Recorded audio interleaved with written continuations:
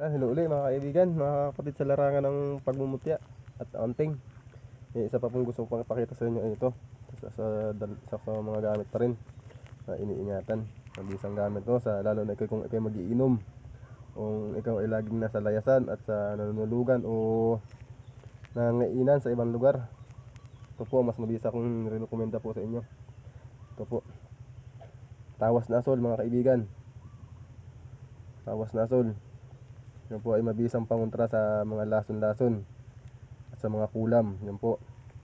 Kung ikaw ay masyadong masyado kang napapag-inggitan ng mga ibang tao, ay nirekomenda ko sa iyo dumilensya ka ng mga ganitong bagay. Tawas, blue aloe mga kaibigan. Isa sa mabisang pangontra sa lason. May mga proseso po niya kung paano gamitin sa pangontra. Excuse me po mga kapatid. Yan po ay mga kaibigan, yan basta magdala ka lang ng kaunti niyan. Kung ikaw ay may pupuntahang kasalan o may pupuntahang kang birthday yan o inuman man po mga kapatid, yan po ay nirekomenda ko sa inyo na magdala po kayo ng ganito kung kayo mayroong ganito. Ito po ay gamit mga kaibigan sa sa maraming bagay din pong gamit ito. Hindi lang po ito sa kontra sa lason. Sa mga daw po, mga kilikig. Ito po ay na-try ko na mga kapatid. Ito po ay mabisa.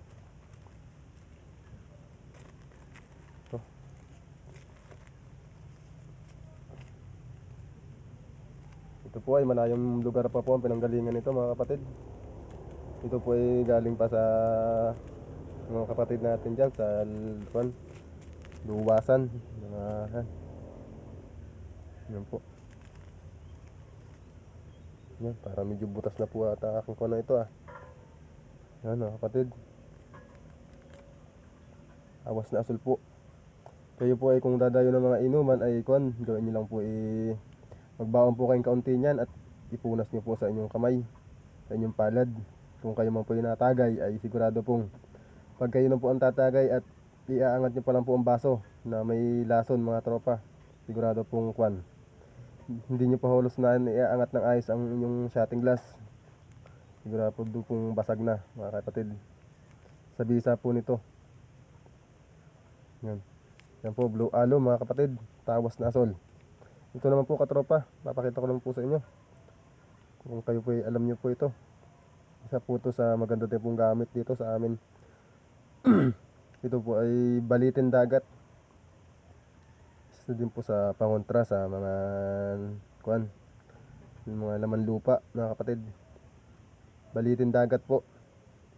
Yan po ay binayaan tayo na nakakuha tayo ng kaunting piraso sa balitin dagat na ito na galing pa sa ating mga kapatid na para po tayo magkameron ay nakikipag-anuhan po tayo ng gamit, nakikipag-swapan po tayo ng gamit.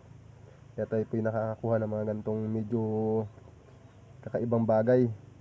Tayo hindi po ito mahirap po itong kunin. Ito po ay sinisisid pa sa lalim ng dagat para lang po tayo makakuha. Yan. Kaya tayo po ay hindi naman po tayo sumisisid ng dagat at tayo para makakuha. Tayo po ay nag-aabang lang sa mga kapatid nating mga mag-aanting din na nakikipag-swapan tayo o nakikipagpalitan tayo ng mga gamit na na kursonada din nila sa atin. Kaya yan po, sa ko din po nirekomenda sa inyo ngayon, mabisa po yan. Ito po ang ginagamit sa amin dito, panawas, pangluop. Sa iba naman po yata ay tawas na buo, na puti. Ito naman po ang ginagamit sa amin dito. Ito po ay pinuputo lang namin ng kaunti at nilalagay din namin sa baga at sasama na po ng asensot kamang yan mga kapatid. Sige mga tropa, hanggang dito na lang.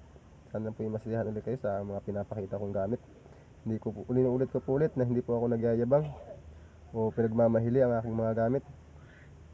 Ito po ay gusto ko lang pong ipakita sa inyo na may idea naman po kayo sa mga gantong usapan at sa mga gantong bagay. Sige, ingat po kayo mga tropa.